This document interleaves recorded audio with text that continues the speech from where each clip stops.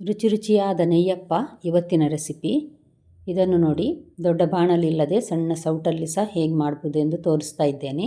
ನಮಸ್ತೆ friends, good food land ಚಾನಲಿಗೆ ನಿಮಗೆಲ್ರಿಗೂ ಸ್ವಾಗತ. ಇದನ್ನು ಇನ್ಸ್ಟೆಂಟಾಗಿ ಮಾಡ್ಬೋದು ನೋಡಿ. ಸ್ವಲ್ಪ ಎಣ್ಣೆಯಲ್ಲೇ ಮಾಡ್ಬೋದು. ದೊಡ್ಡ ಬಾಣಲಿ ಇಟ್ಟು ತುಂಬ ಎಣ್ಣೆ ಹಾಕಿ ಮಾಡುವ ಅಗತ್ಯ ಇಲ್ಲ ಇದನ್ನು.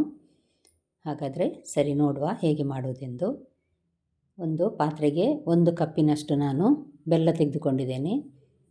ಇದಕ್ಕೆ ನೋಡಿ 2 ಕಪ್ ನೀರು ಹಾಕಿ ಇದನ್ನು ಬಿಸಿ ಹಾಕಲಿಕ್ಕೆ ಇಡುವ. ಹೈ ಫ್ಲೇಮಲ್ಲೇ ಇಟ್ಟಿದ್ದೇನೆ ನಾನು. ಈಗ 1 ಕಪ್ನಷ್ಟು ಗೋಧಿ ಹಿಟ್ಟು, ಅರ್ಧ ಕಪ್ಪಿನಷ್ಟು ಮೈದಾ, ಮತ್ತೊಂದು 4 ಟೇಬಲ್ ಸ್ಪೂನ್ನಷ್ಟು ಅಕ್ಕಿ ಹಿಟ್ಟು. 1.5 ಕಪ್ಪಿನಷ್ಟು ಮೈದಾ ಹಿಟ್ಟಲ್ಲಿ ಸಹ ಮಾಡ್ಬೋದು, ಆದರೆ ನಾನು ಗೋಧಿ ಹಿಟ್ಟು ಹಾಕಿ ಮಾಡ್ತಾ ಇದ್ದೇನೆ. ಇದು ನೋಡಿ, ಬೆಲ್ಲ ಕರಗಿದೆ. ಈಗ ಕರಗಿದ್ರೆ ಸಾಕು. ಇನ್ನು ಇದನ್ನು ನಾವು ಸ್ಟ್ರೈನ್ ಮಾಡಲಿಕ್ಕಿದೆ. ಅದರಲ್ಲಿ ಕಸ ಕಡ್ಡಿ ಎಲ್ಲ ಇರ್ತದೆ ನೋಡಿ, ಅದಕ್ಕೋಸ್ಕರ. ಇದಕ್ಕೆ ನೋಡಿ, ಈಗ ಹಿಟ್ಟಿಗೆ ನಾನು ಒಂದು ಸ್ವಲ್ಪ ರುಚಿಗೆ ಉಪ್ಪು ಹಾಕಿದ್ದೇನೆ, ಮತ್ತು ಏಲಕ್ಕಿ ಪುಡಿ, ಒಂದು ಅರ್ಧ ಕಪ್ಪಿನಷ್ಟು ಫ್ರೆಶ್ ತೆಂಗಿನ ತುರಿ ಹಾಕಿದ್ದೇನೆ ನೋಡಿ. ಇದಕ್ಕೆ ಇದನ್ನೊಂದು ಸಲ ನಾವು ಈ ರೀತಿ ಮಿಕ್ಸ್ ಮಾಡುವ. ಮಿಕ್ಸ್ ಮಾಡಿದ ನಂತರ ಈಗ ನಮಗೆ ಬೆಲ್ಲದ ನೀರಿದೆ ನೋಡಿ, ಅದು ತಣ್ಣಗಾಗಲಿಲ್ಲ ತುಂಬ, ಆದರೂ ಸಹ ಹಾಕ್ಬೋದು ನೋಡಿ. ಇದನ್ನು ನಾನೀಗ ಸೋಸಿ ಹಾಕ್ತಾ ಇದ್ದೇನೆ.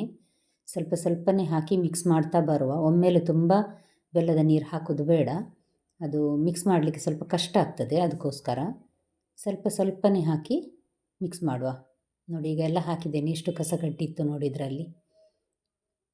ಇವಾಗ ಚೆನ್ನಾಗಿ ಮಿಕ್ಸ್ ಮಾಡಬೇಕೀಗ ನಾವಿದನ್ನು. ಸ್ವಲ್ಪ ಗಟ್ಟಿ ಅನ್ನಿಸ್ತದೆ ಮಿಕ್ಸ್ ಮಾಡುವಾಗ. ನನ್ನ ಪಾತ್ರೆ ಸ್ವಲ್ಪ ಸಣ್ಣದಾಯಿತು, ಹಾಗಾಗಿ ಸ್ವಲ್ಪ ಗಟ್ಟಿ ಇದೆ ಅಂತ ನಾನು ಒಂದು 1/4 ಲೋಟದಷ್ಟು ನೀರು ಹಾಕಿದ್ದೇನೆ. 2 ಲೋಟ ಬೆಲ್ಲಕ್ಕೆ ನಾವು ಕರಗಲಿಕ್ಕೆ ಅಂತ ಹಾಕಿದ್ದೆವು. ಇನ್ನೊಂದು 1/4 ಲೋಟ ನೀರು ಹಾಕಿದ್ದೇನೆ. ಇದು ನೋಡಿ, ಒಂದು 1/4 ಚಮಚದಷ್ಟು ಬೇಕಿಂಗ್ ಸೋಡಾ ಪೌಡರ್ ಹಾಕಿದ್ದೇನೆ. ಇದನ್ನು ಚೆನ್ನಾಗಿ ಮಿಕ್ಸ್ ಮಾಡುವ. ಒಂದು ಸಲ ಈ ರೀತಿ ಚೆನ್ನಾಗಿ ಮಿಕ್ಸ್ ಮಾಡಬೇಕಿದನ್ನು ನೋಡಿ. ಈ ರೀತಿ ಒಂದು 2 ನಿಮಿಷ ನಾನು ಮಾಡ್ತಾ ಇದ್ದೇನೆ ನೋಡಿ. ನೋಡಿ, ಇಷ್ಟು ಬ್ಯಾಟ್ರ್ ಇದ್ರಾಯಿತು ರೆಡಿ. ತುಂಬ ತೆಳು ಸಹ ಅಲ್ಲ, ತುಂಬ ದಪ್ಪ ಸಹ ಅಲ್ಲ. ಇದನ್ನು ನಾವೀಗ ಒಂದು 1/4 ಗಂಟೆ ಪಕ್ಕಕ್ಕೆ ಇಡುವ. ಒಂದು 10 ನಿಮಿಷ ಇಟ್ಟರೂ ನಡೀತದೆ. ಇವಾಗ ನೋಡಿ, ನಾನೊಂದು ಸೌಟಿಗೆ, ಇದು ನೋಡಿ ಒಗ್ಗರಣೆಯ ಸೌಟು, ಸ್ವಲ್ಪ ದೊಡ್ಡ ಸೌಟಿದು. ಇದಕ್ಕೆ ನಾನು ತೆಂಗಿನ ಎಣ್ಣೆಯನ್ನು ಹಾಕ್ತಾ ಇದ್ದೇನೆ ನೋಡಿ. ತೆಂಗಿನ ಎಣ್ಣೆಯಲ್ಲಿ ಮಾಡುವ ಅಥವಾ ತುಪ್ಪದಲ್ಲಿ ಮಾಡಿದರೂ ನಡೀತದೆ. ನಾನು ತೆಂಗಿನ ಎಣ್ಣೆ ಹಾಕಿದ್ದೇನೆ ಇದಕ್ಕೆ. ತೆಂಗಿನ ಎಣ್ಣೆ ಹದ ಬಿಸಿ ಆಗಲಿ. ಲೋ ಟು ಮೀಡಿಯಮ್ ಹೀಟಲ್ಲಿ ನಾವು ಇದನ್ನೀಗ ಬೇಯಿಸಲಿಕ್ಕಿದೆ. ಮೀಡಿಯಮ್ ಅಂದರೆ ತುಂಬ ಬೇಡ, ಲೋ ಫ್ಲೇಮಿಂದ ಸ್ವಲ್ಪ ಜಾಸ್ತಿ ಇಟ್ಟರೆ ಸಾಕು. ಎಷ್ಟು ಚೆನ್ನಾಗಿ ಮೇಲೆ ಬರ್ತಾ ಇದೆ ನೋಡಿ. ತುಂಬ ಸಾಫ್ಟಾಗಿರುವ ಈ ನೆಯ್ಯಪ್ಪ ತಿನ್ನಲಿಕ್ಕೆ ರುಚಿಯಾಗಿ ಬರ್ತದೆ. ನೀವೇನಾದರೂ ನನ್ನ ವಿಡಿಯೋವನ್ನು ಮೊದಲು ನೋಡುವ ವೀಕ್ಷಕರಾದರೆ ದಯವಿಟ್ಟು ಸಬ್ಸ್ಕ್ರೈಬ್ ಮಾಡಿ, ಹಾಗೂ ಲೈಕ್ ಮಾಡೋದನ್ನು ಮರಿಬೇಡಿ. ಫ್ಯಾಮಿಲಿ ಫ್ರೆಂಡ್ಸಿಗೆ ಶೇರ್ ಮಾಡಿ ನೋಡಿ. ಒಳಗೆಲ್ಲ ಚೆನ್ನಾಗಿ ಬೆಂದಿದೆ, ಇದರದ್ದು ಕಲರ್ಸ್ ಚೆನ್ನಾಗಿ ಬಂದಿದೆ. ಒಂದು ನೆಯ್ಯಪ್ಪ ಈಗ ರೆಡಿ ಆಯಿತು.